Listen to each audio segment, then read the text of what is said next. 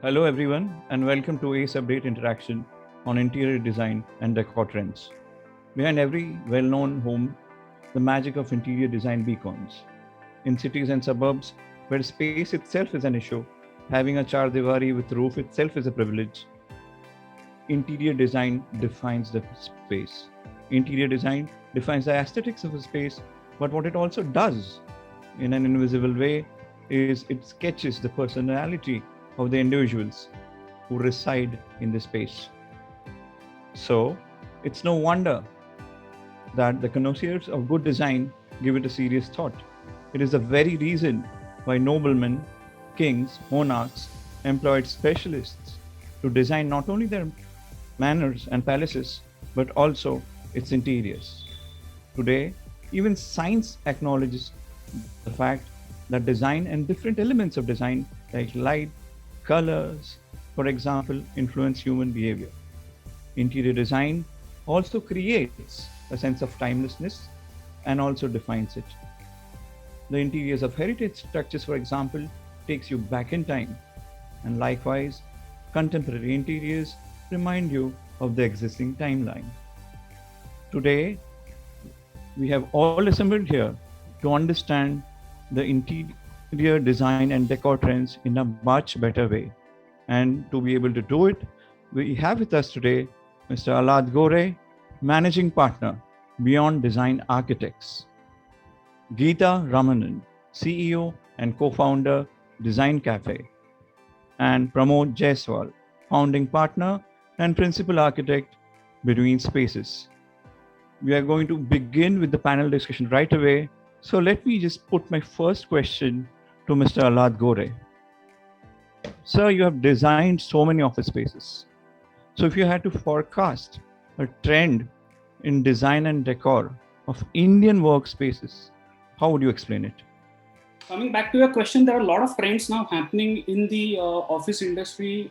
One, because of the cultural change that is happening around, and second, also obviously because of the COVID.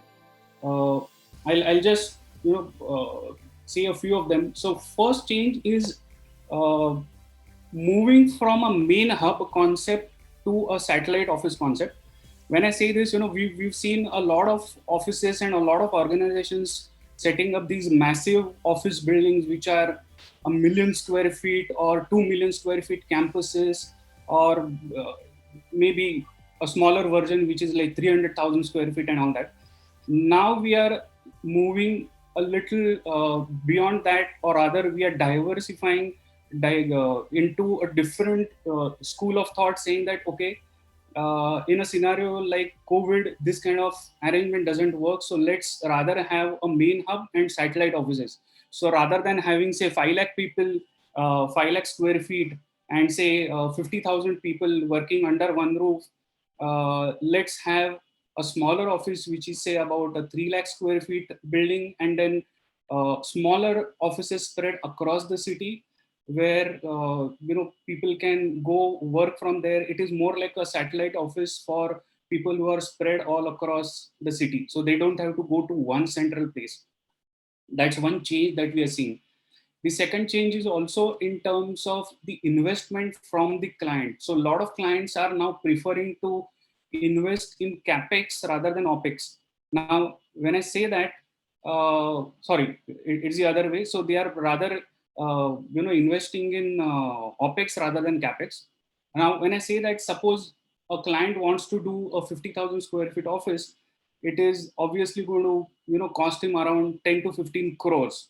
So instead of investing 10 to 15 crores, they are ready to invest in cost plus model or in a rent plus model where the actual investment will be done by somebody.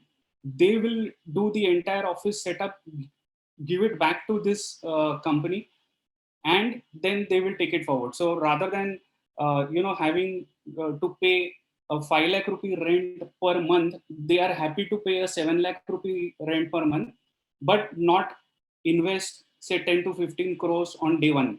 That's a growing trend that we are seeing, and that's why a lot of co-working spaces who are into enterprise solutions, they are they are seeing a lot of boom in their business. They're talking of million square feet to be taken up in 21-22, and that's a good news in its own way. Uh, Declutter, as I said, is also coming back in the picture in terms of the density on the floor. We've seen offices which were as dense as 60 square feet per person. However, now having understood what COVID really does, or what any pandemic really does to us, clients are going back to 100 to 120 square feet per person. And that's again a good change, because one, in terms of health and well-being, it is definitely a good news from employer and employee perspective. And second, yes, which means the companies are going to kind of invest in larger spaces going forward, rather than cluttering them with 60 square feet per person.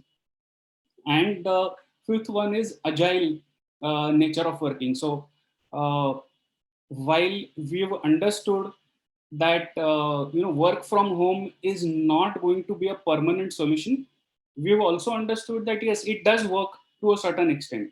So it's always going to be a combo working now, where an employee is probably working from home for about 2 days a week, and maybe three other working days he's going to be in office, or vice versa. So it's always going to be a combo, rather than everybody working from home all 5 days, or everyone working from office all 5 days. So it's not going to be the trend. So agility in planning, agility in the way employees move around in the building, agility in the way the employees are going to use their work desk, their workspace itself, is going to define and derive the layout planning now. So for a common man, design space is always a luxurious space. How we take that occurrence away? That design comes with a large cost tag attached to it. I not necessarily would say that it's true. Uh, Design, it's a perception, of course, that design is always attached to this word luxury as such. Yes, I would say maybe 1% or maybe less of the population engages architects to design their spaces, which is true. But I think this is where the myth is, which we need to, we also try to burst that myth. Honestly speaking, when we design, let's say, our own office space and my partner's house where she lives, which I have in the presentation, we use just basic four materials. That's all. And it's all about, how do you really bring those materials together and work it as a palette. In fact, what we used for architecture became a backdrop, pretty much for the interior. So it's not like we added any extra or extravagant layer, in our spaces, which would cost us a lot. In fact, cost was a big constraint. So we saved a lot of money. In fact, we used with the right planning, because on a 30-40 site, when we design, let's say, every inch matters. So in fact, with our right planning, our furniture design, we kind of got rid of a lot of the walls also, and used our furniture as a partition. So I think this thing that a good design space needs to cost a lot is a myth.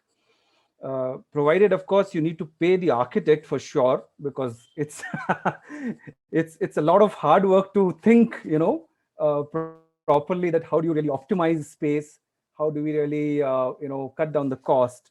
So we have worked on small houses, 30-40 as well, with very limited budget, very tight budgets, and we have managed to save a lot of money, for our clients as well, where we fine tweak our design, our details, our narrative, and work within the budget. So, and once I show the presentation, you will understand that it's again, of course, it all depends on clients' aspirations. Also, it all boils down to that.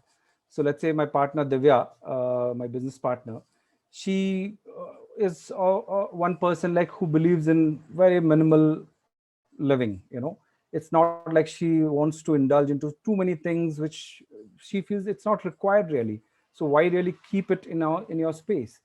And why not? So in most of our project, it's always been that our interior tends to become an extension of our architecture, and I believe that that really helps in bringing certain sense of the timelessness what Vikas was talking about. Because these materials what we really work with, it tends to bring certain lifespan, right?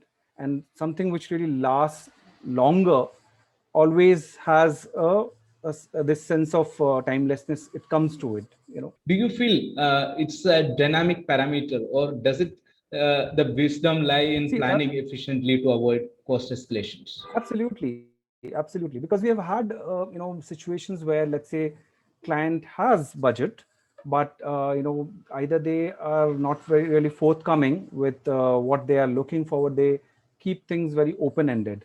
It's like, we'll take a look at it, but that throws a lot of challenge. Then I think in the beginning itself, let's say, you need to work with your architect, with your designers, to plan out that, hey, this is what my aspirations are. Now one needs to be very open minded, because sometimes people tend to ask for let's say Italian furniture, or sort of Spanish lighting, but at the budget in which is like Indian costing. So I think that's where the problem tends to lie. So I think one is that you need to uh, put your goals, your aspirations very clearly in front of your designer, and say, this is what I would like to achieve, this is my budget, plus minus, let's say, and then work on it, what can be achieved in that. So you need to have a proper, I would say, discourse with your designers. That's very important, and that's why it boils down to a proper planning. So it can be achieved, and we one has to be realistic also. One, we can't have everything in the world in a meager budget. So whatever the budget really allows, one has to really stick to that, I would say. So it's like listening to the client brief properly and understanding, kind of deciphering what exactly Both would keep him ways. happy, right? I think it's both ways. Yeah, Listening. We have to listen as a designer. yeah. I think that's one part of our practice where we really like to listen to our client, let them speak first, come with empty your baggage. Let's hear out whatever cards you have, put it on the table, and then kind of have understand their dreams, where they're coming from, their lifestyle. And sometimes we have to tell them that, look, this is not feasible, that there are other options. Let's discuss those options. Can we look at those options? And then, so even the client also should be open minded. They have to listen also the other way. So the communication is very important. I completely agree with Pramodji, because I think if clients convey their budget on day one and say that, look, this is my budget and design for me, half of the rework in the project will be not required. Absolutely. So that kind of I, faith needs to be there between a client and an architect. The way we have faith in our doctors, I always say this: when you go to a doctor, you go with an absolute faith, right? So have that Absolutely. kind of faith in your architect, saying that, okay, he's the guy. I'm going to, give him so many whatever lakhs of crores, and I know that he's going to make sure that it is used at the right time, the right way. If you have that kind of faith in your architect, there is no rework involved. Yes.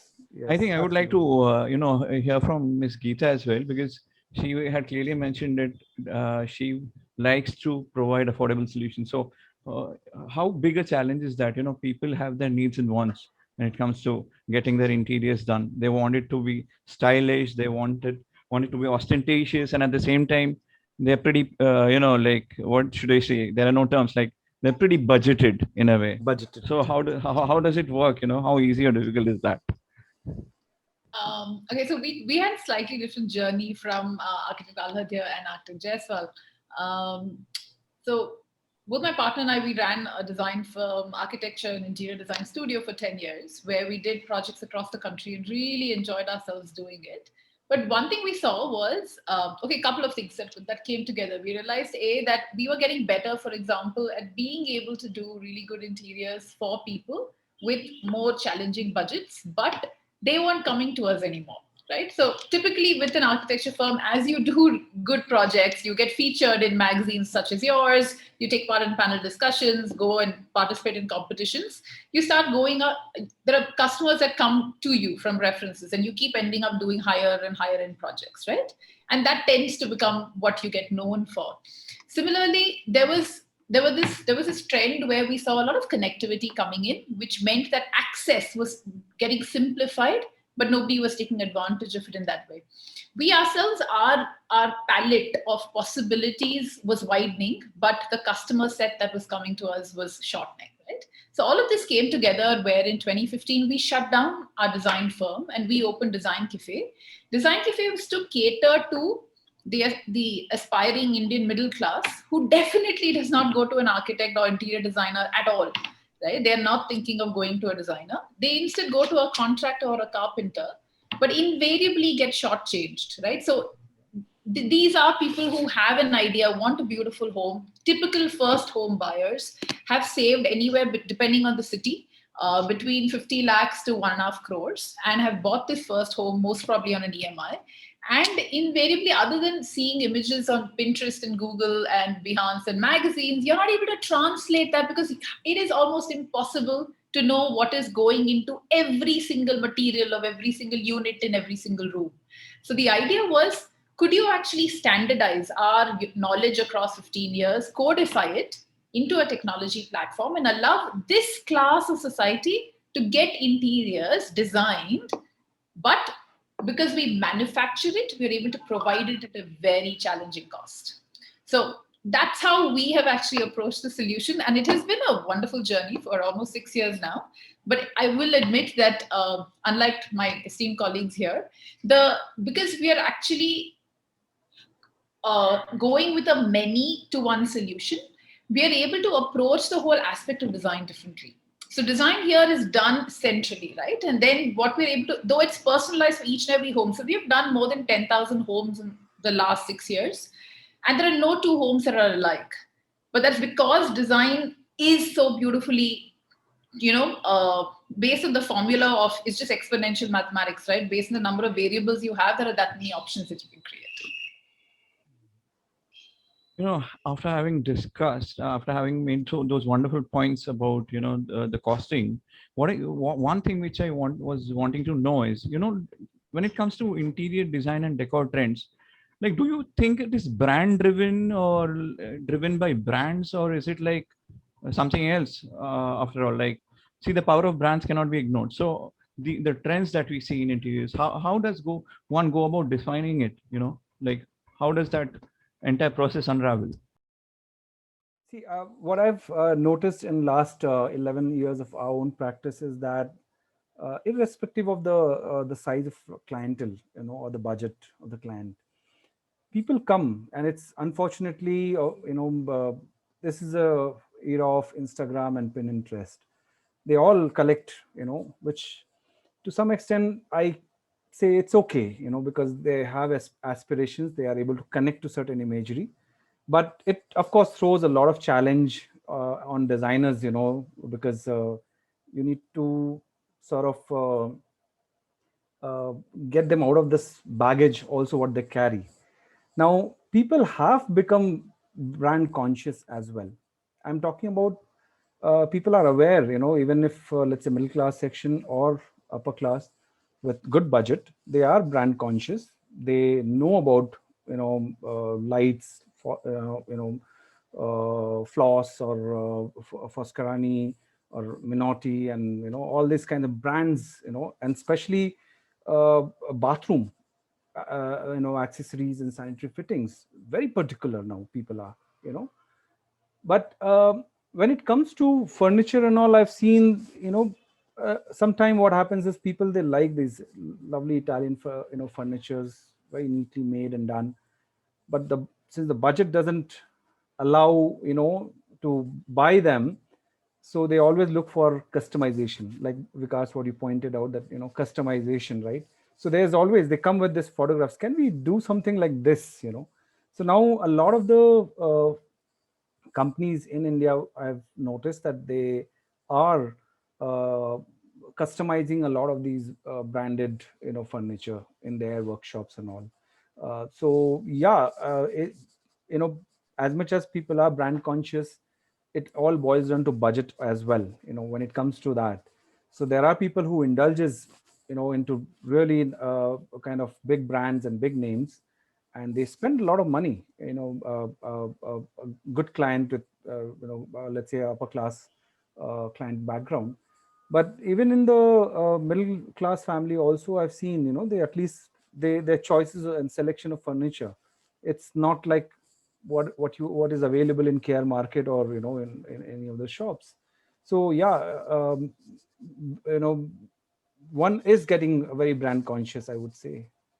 I would it be right to say in that case that this heightened, design sense is a result of global influences because now It Indians are, is. See, clients yeah, are, a lot of clients are traveling around, a lot of yeah, young clients, let's say, for example, Bangalore has a big population of tech crowds, and they are traveling around the world. And technology is at your hand, your tab, your iPhone, everything is in your hand, and you are browsing, right? And social media is full of such things. So obviously people are getting exposed to a lot of the ongoing trends, or what you call, or the influences are coming from everywhere, not just west. Now people are talking about even Japanese minimalism here, or hobbies are Spanish big. bungalows, and so many things are getting kind of so there is no one singular language now. It's becoming more global, I would say. I have a slightly different take on this. I definitely, well, I agree that brands do spend a lot of money. I mean, all the advertising campaigns, we cannot say that it has no effect whatsoever, all of their marketing budgets. So brands definitely do make a big effort to actually stay relevant and connect to customers. But at the end of the day, I think a large part of it is how each person goes through their life journey. And especially, I'm saying this in home interiors, right? And each of us would have seen this in the areas that we have paid a lot of attention to.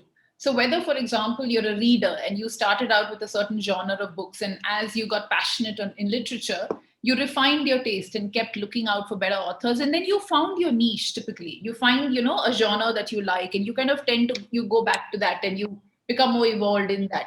I would say the same thing even in, say, fashion, right? A lot of us start out in college to just pick up what is cheap, what is easy, what is trending, but that's not where you tend to stay. Your taste evolves, right? All of us then kind of, we go back to fabrics that we like, we go back to styles that we like. We will always experiment, but we will develop a range that we are comfortable with.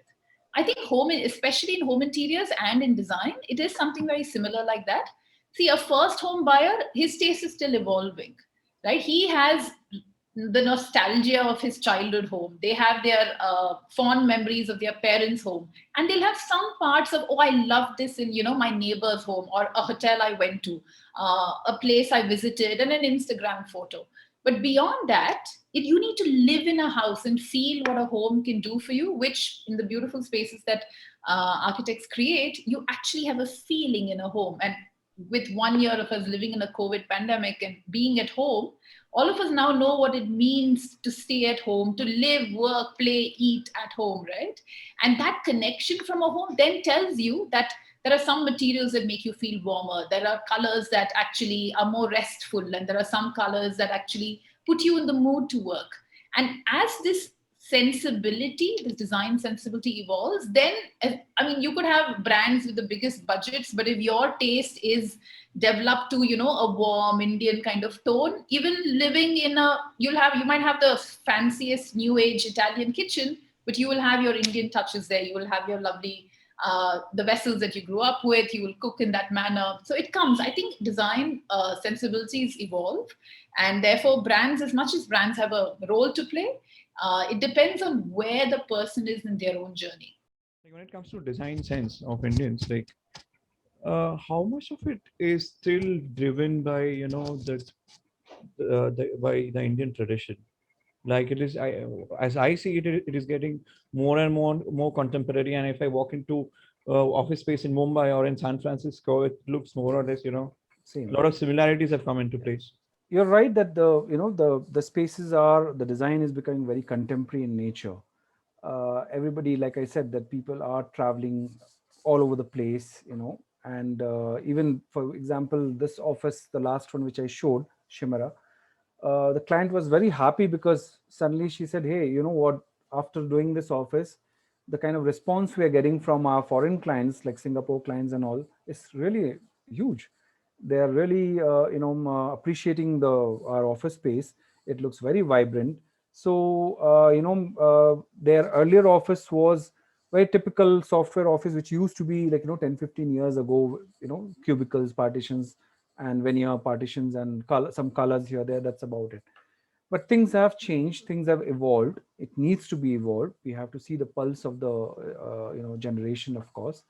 But I think by and large, uh, you know I would say people are still quite rooted.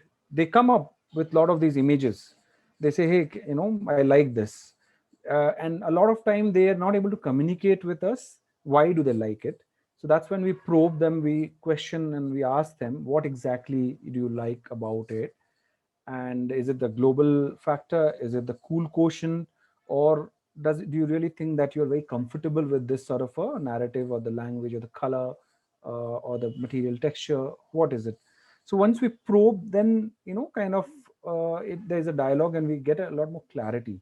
But to answer your question, whether we are moving away from the tradition, I would say from the face value of it, yes, people want to see something new, but there's always this I would say underline of that, that I want to be rooted to, you know and that is what we try to do in our work also. That's we, though it's a very contemporary overtone what you see, but there is an undertone of this tradition, your memories, your nostalgia, what you're always associated with. So even for example, the cuckoo's house, what we did with a sloping roof, it's a very contemporary take on a typical sloping roof what you do, you know even like use of wood, when the ready families we designed for, they typically love wood and very ornated and carved. In fact, there's only one thing which is very ornated and carved, is their temple entry door. Rest everything, I said, see, I know you love the richness of the veneer and the wood. We will try to bring in, but in a very contemporary way. So the feel is still there, that hey, I know I like that soberness or the richness of this veneer and the teak wood and all, and the marble. But I know, can I give a very a tone which is today, which belongs to the today's time, and not with ornated carvings and unnecessary details. So I think that's where we need to translate their aspirations into what's more valid in today's time. Ms. Geeta, you mentioned in your presentation about the interior accessories, that the number of interior accessories that you offer. And what I wanted to know is from you is like, what are some of the new age accessories and products which you feel in this contemporary timeline have gained a lot of prominence and popularity when it comes to well-designed interior design and decors? A definite shift in the last decade or so where there is first the acceptance for modular furniture has grown. The idea where there is this shift, not just because technology and processes allow it, but because people have become more ecologically conscious. That there are concerns around using real wood, and a lot of furniture out of real wood. So whether it was very normal 15, 20 years back to say that as a point of pride that I've got all my furniture is teak, Indian teak or Burma teak, right? But you are aware right now that Burma teak is exorbitant, it's extremely expensive, and it's a diminishing commodity, right? Not just that, sustainably grown teak is a scant resource. So we get the teak that we get in India, even really good quality teak comes from Africa, for example. So in the past decade, or a little more than that, there has been a lot more acceptance to furniture that is made primarily from plywood, functional furniture. I'm not talking about loose furniture where the prevalence of different kinds of wood are still there. So this has been a huge trend that has been not a huge shift, really, not even a trend that has been decades in the making. The second, another that I think are a lot, the Indian consumers are a lot more open to today are hardware accessories. Earlier, most people did not think beyond traditional brass fittings, right? Whereas now we get asked for specific modular fittings for furniture. So much so that, especially with all the brands making a lot of noise out there are people who come up with saying that they want accessories from specific brands. And this is true whether we're talking about hardware accessories for furniture, we're talking about door lock systems, right? We're talking about integrated access control systems that are connected and give you a smart home. Whether this is lighting products, whether these are decor that fit into your home well, whether these are appliances that are now talking to each other. I think there's been a huge change in how the Indian consumer now looks at appliances, looks at accessories. Part of it is awareness, but part of it is also the fact that we shouldn't feel any less than anybody else out in the world. I mean, the one thing I keep telling people is, we are born in this era, and we have seen more change in this one generation than two generations before us really did. And you deserve the best of what you can make now. I want Indian consumers to be fearless and ask for what they deserve. The influence of design, the influence of French and Italian design in particular. Like, if you had to make an assessment of that on the Indian design scene, what would you say? What would your takeaway be? In our design practice earlier, we had very clear customer profiles who had traveled really well and had an awareness of what European design brought to your life, the refinement that it brought to your life, right? Just spending a week in, whether it is in anywhere in France or in Italy, the sense of beauty they have in every single thing, whether this could be the marker at at your bus stop, this would be the detailing that is there in the train station, this would be the awning detail outside a street pavement, right? That's the sense of beauty and refinement that has crept into European life on a daily basis, which is very similar and something that you will see very differently in Japan. And that sense is what informs their decision making, and that's why there's such an appreciation for beauty there. When you actually translate that back and get that sense here, there are a lot of people who, because of being very well traveled, love to bring that sense here in their own homes, in their office spaces that they create. And towards that, I'm all for it. I think it's extremely, there is a reason it took centuries to get there, and there is a wonderful fluidity and refinement of taste there. Um, I'm just not sure, and I'm not a big fan of the cut and paste trend where there is this, where there's an idea that is trending right now and everybody is picking on because this is what is hot in the French scene at this moment, because that doesn't mix really well with how it works. So a lot of times how things look versus how it works, it clashes, especially when it comes to a home. And it is so important that people understand why things are done a certain way before you bring that design sensibility into your home. Which, as I said, because of COVID now and because of people spending more time in homes than ever before, where earlier we only visited our homes from either our office or our school or work, homes were where we came and spent some time. Now, because we have spent so much of time there, people have started to understand how all of this actually impacts them. So, like we saw architect Jaiswal's beautiful works, that lovely palette of natural materials and colors that he used. You can be a fan of industrial chic or of the French style, but then would you want to live in that every day? Does it bring that sense of home to you? A lot of people at the end of the day will say, no, I want a home that feels like a Chettinad home. I want a home that feels like my home in Mangalore. I want to have a home that feels like my Koti in Delhi. So I think some of those are trends, and they have a great space in retail and restaurant design. I would love to explore European influences. But at home, I think it should call out to what people who live in that home feel like home. See, I think one thing I would say is that Indians, by and large, they are very, very conscious about, you know, the money what they spend and where they spend.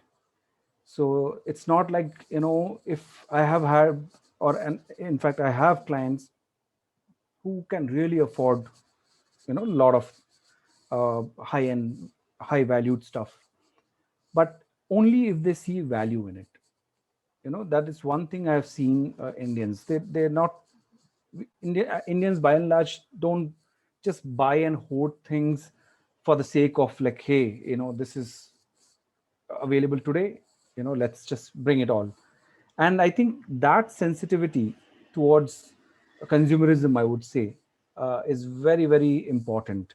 And I think that's one reason why our country by and large also is very resilient to a lot of the the onslaught we are going through in last, I think, few years, I would say. uh, you know and the mindset of saving, and spending in the right place. So as a designer also, I would say that this is where a lot of the designers in India, when I look through their work, they are using materials and resources very, very consciously, very judiciously.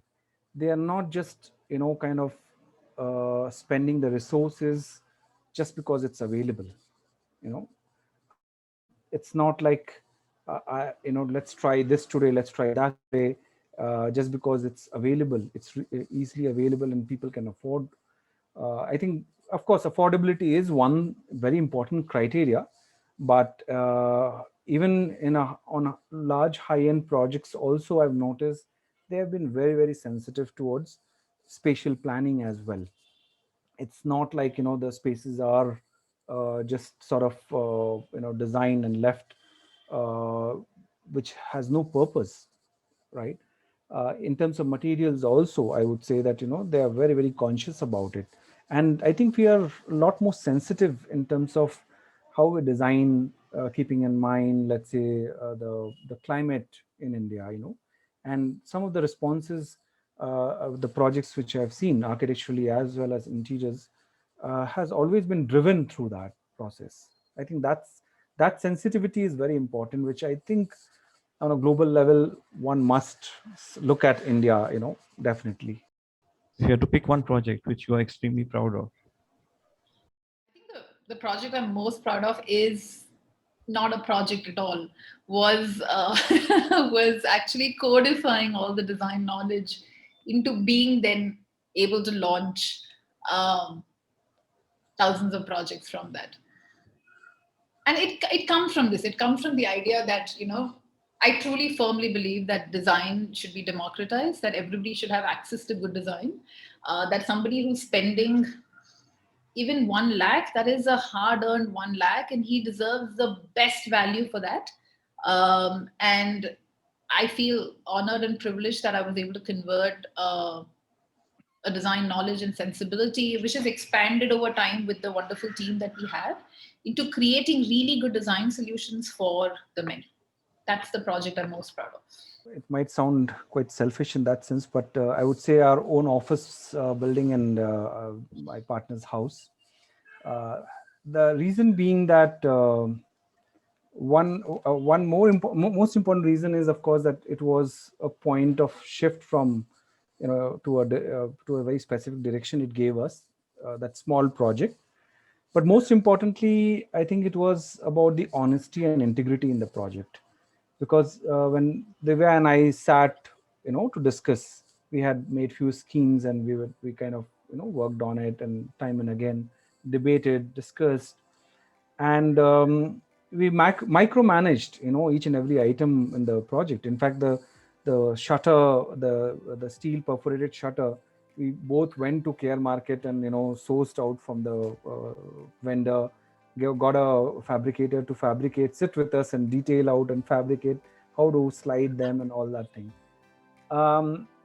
So it's very important that, when we design something, that element of honesty comes out, not just through approach, through what you believe in. And it showcases, both of our belief system in that project. It might not be something which a lot of clients or a lot of friends, they come and they say, hey, you guys ran out of money or what? Because you've not plastered the walls, you've left the ceilings unplastered. I said, so that's all there. But it is, for us, it's more of an expression of our own idea that, hey, can we remove the inessentials from our life and live with whatever bare minimum? Now, it's of course to an individual's taste, whether you like IPS flooring or whether you like brick exposed or the ceiling. That's individual prerogative. I don't question it, but the point is, it just exhibits in its purest form to, I would say, our own belief system. That is why I would say it's, our favorite project. Thank you, panelists, for exchanging your valuable thoughts on today's topic, interior design and decor trends. Delegates, we hope you have enjoyed this session. And before wrapping up today's session, we would like to thank our panelists once again, Mr. Ahlad Gore, Geeta Ramanan, and Pramod Jaiswal. I would also like to thank my editor, Mr. Prasad Nair, for taking this initiative. We would like our delegates and viewers to stay connected with us on our social media handles. ACE Update is available on Facebook, Twitter, and Instagram. Additionally, you can also download our app from Google Play and App Store. So with this, we would like to announce the closing of today's session. Request you to stay tuned for more such sessions.